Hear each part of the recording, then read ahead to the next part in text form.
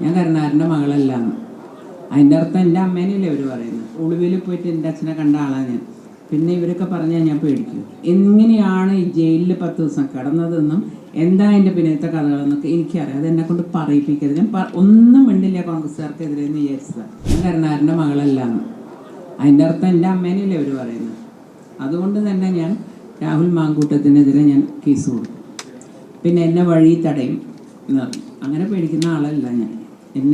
ഞാൻ പറയാം, ജീവിതത്തിൽ എൻ്റെ അച്ഛൻ ജയിലിൽ പോണ കണ്ടിട്ടുണ്ട്. ഞാൻ രാജ്യം കേസ് സമയത്ത് ഇതാവുണ്ട് ഒളിവിൽ പോയിട്ട് എൻ്റെ അച്ഛനെ കണ്ട ആളാണ് ഞാൻ.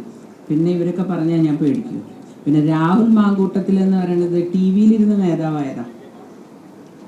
അങ്ങനെ ഒരാൾ ഇന്നിപ്പോൾ സോഷ്യൽ മീഡിയയാണ് എല്ലാവരെയും ഇതാക്കുന്നത്. പക്ഷേ അദ്ദേഹം എങ്ങനെയാണ് ഈ ജയിലിൽ 10 ദിവസം കിടന്നതെന്നും എന്താ അതിൻ്റെ പിന്നത്തെ കഥകളെന്നൊക്കെ എനിക്കറിയാം. അതെന്നെ കൊണ്ട് പറയിപ്പിക്കരുത്. ഞാൻ ഒന്നും മിണ്ടില്ല കോൺഗ്രസ്സുകാർക്കെതിരെ എന്ന് വിചാരിച്ചതാണ്. കാരണം എൻ്റെ സ്വഭാവം അതല്ല.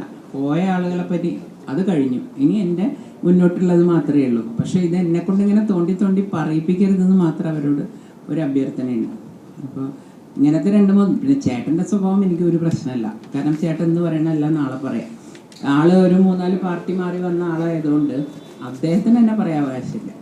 പിന്നെ പറഞ്ഞോട്ടെ, ചേട്ടനല്ല. ഞാൻ ചേട്ടനെതിരൊന്നും പറയാൻ ഉദ്ദേശിക്കുന്നില്ല. കാരണം അദ്ദേഹം മറ്റേ പാർട്ടിയിലൊക്കെ ഉണ്ടായിരുന്നപ്പോഴും ഞാൻ കോൺഗ്രസ്സുകാരിയായിരുന്നു. ഞാൻ എൻ്റെ ചേട്ടനൊരു വാക്ക് ഇതുവരെ പറഞ്ഞിട്ടില്ലല്ലോ, ഇതുവരെ പറഞ്ഞിട്ടില്ല. അത് എൻ്റെ രക്തമാണെന്ന് എനിക്കറിയാം. അപ്പോൾ ഒന്നാമത്തെ കാര്യം, രാഷ്ട്രീയവും വ്യക്തി ജീവിതം വേറെ വേറെ കാണണം. എൻ്റെ രാഷ്ട്രീയ ജീവിതം വേറെയാണ്. എന്നെ വെറുതെ അങ്ങ് വിട്ടേക്കുക.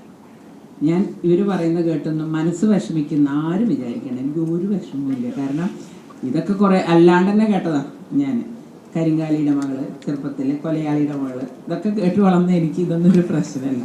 അപ്പോൾ പറയുന്നവർ പറഞ്ഞ് അവരുടെ ഒരു വിഷമം തീർക്കട്ടെ എന്നുള്ളൂ. എനിക്കൊരു പ്രശ്നമില്ല എന്ന് അവരോട് പ്രത്യേകം പറയണം. പിന്നെ ഈ പറഞ്ഞ ആൾക്കാരോട് ഒരു വാക്കുണ്ട്, മാനിഷാദ.